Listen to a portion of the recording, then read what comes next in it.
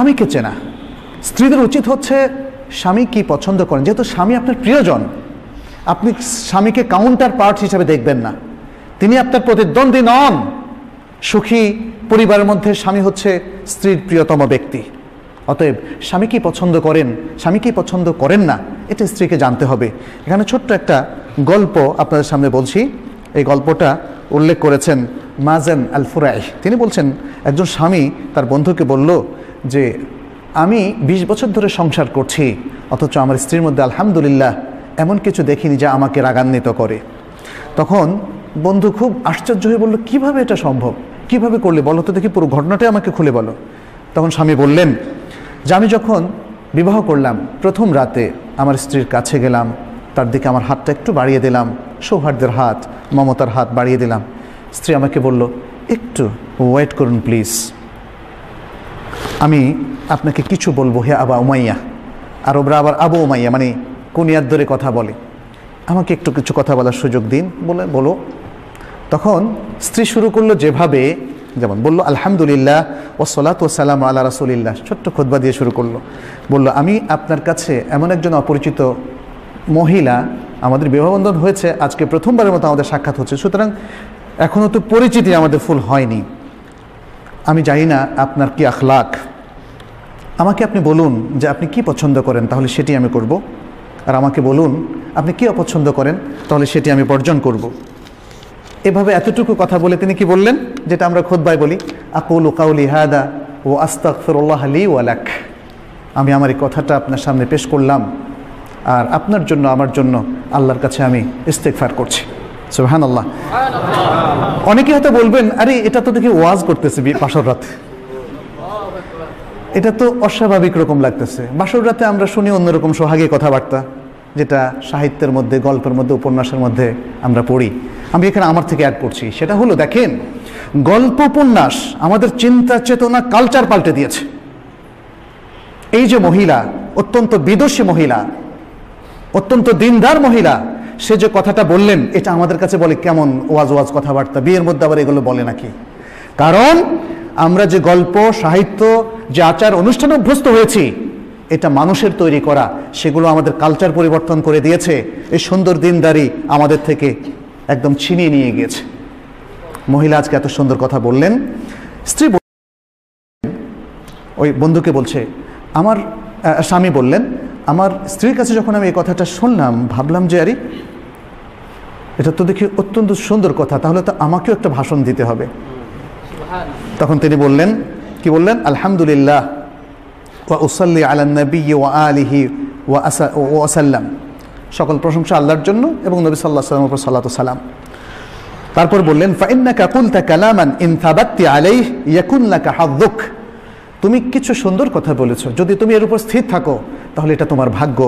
ওয়া in তাদঈহি ইয়াকুন হুজ্জাতান alike, আর যদি তুমি এটা দাবি করে থাকো যেটা তুমি পরিপালন করবে না, তাহলে এটা তোমার বিরুদ্ধেই হুজ্জত হিসাবে, দলিল হিসাবে থাকবে।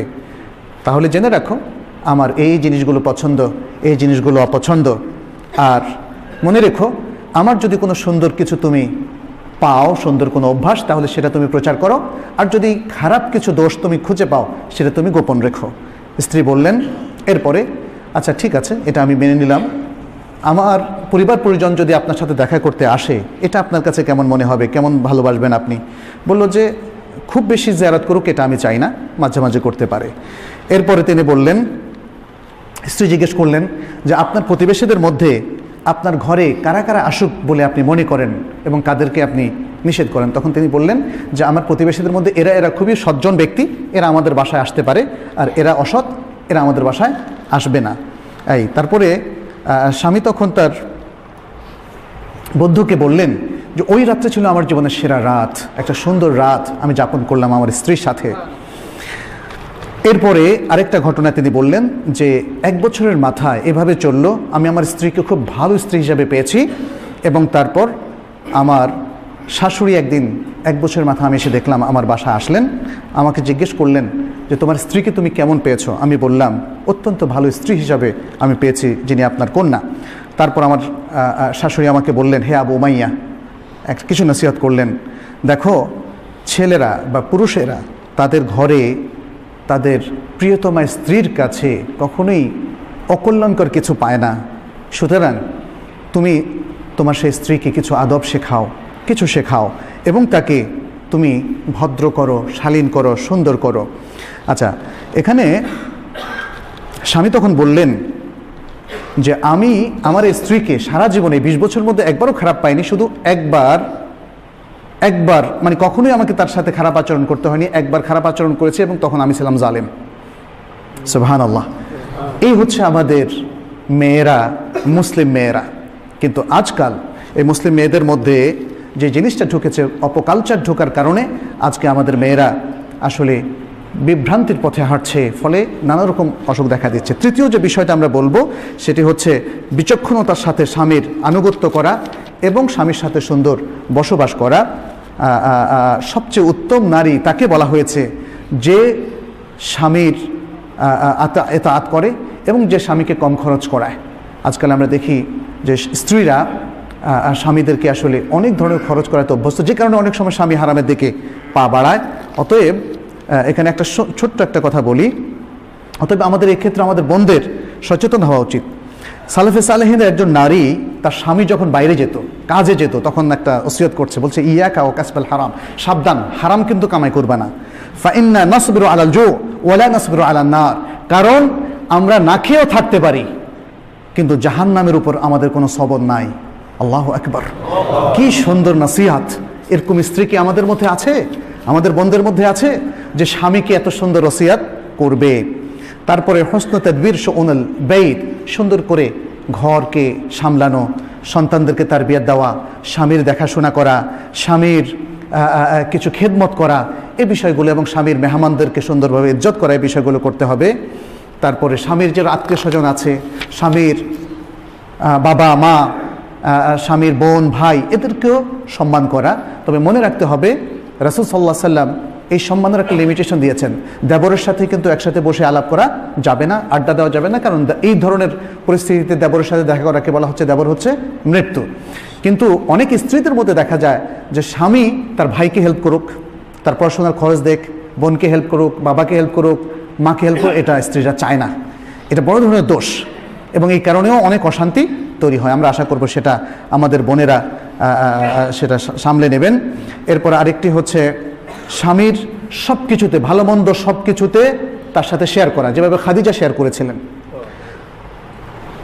ওহী নাজিলের পরে তাকে সান্ত্বনা দিয়েছিলেন, সাহস জুগিয়েছিলেন, বিপদে তার সাথে দাঁড়িয়েছিলেন। এবং সে আবি তালেবে যখন তাকে অন্তরীণ করা হয় 3 বছর, তখনও কে ছিলেন? খাদিজা ছিলেন। সুবহানাল্লাহ। আমাদের স্ত্রীরা এভাবে আমাদের স্বামীদের কাছে যদি দাঁড়ান তাহলে সুন্দর সুখী ফ্যামিলি হতে পারে। স্ত্রী আরেকটা বিষয় হচ্ছে, তিনি স্বামী যখন কোনো ভালো কাজ করেন তিনি স্বামীকে শুকরিয়া দেবেন। স্বামী যেমন স্ত্রীকে বলতে পারে যে আমি তোমাকে সত্যি খুব ভালো জানি, ভালোবাসি, এরকম স্ত্রীও কিন্তু সে একই কথা স্বামীর সামনে পেশ করবেন। স্বামী ভালো কিছু করলে, ভালো সুন্দর শাড়ি নিয়ে আসলে তিনি থ্যাঙ্কস দেবেন। এগুলোর জন্য খুব ফর্মালিটিস না হয়ে যায়, এগুলো ইনফর্মালি সুন্দরভাবেই আন্তরিকভাবেই দেবেন। এবং কোনো শাড়ি যদি পছন্দ নাও হয় তবুও বলবেন এটা আমার ভালোই লেগেছে।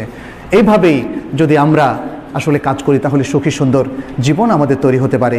স্বামী এবং স্ত্রী এই দুটো পার্ট আমরা যদি নিজেদের মধ্যে প্রেম ভালোবাসার মধ্য দিয়ে বন্ধনটাকে শক্তিশালী করতে পারি, সুদৃঢ় করতে পারি, এবং রাসূলুল্লাহ সাল্লাল্লাহু আলাইহি সাল্লামকে রোল মডেল হিসাবে আমরা গ্রহণ করতে পারি, আমরা পুরুষ নারী সকলেই, এবং রাসূল সাল্লাল্লাহু আলাইহি ওয়াসাল্লাম স্ত্রীদেরকে আমাদের নারীরা যদি রোল মডেল হিসাবে গ্রহণ করে, আজকের কোনো সেলিব্রিটি না, তাহলে একটা সুখী সুন্দর ফ্যামিলি গঠন হতে পারে, সুন্দর সমাজ গঠন হতে পারে। আল্লাহর কাছে আমরা দোয়া করছি আমাদের পরিবারগুলোকে তিনি যেন কবুল করে নেন।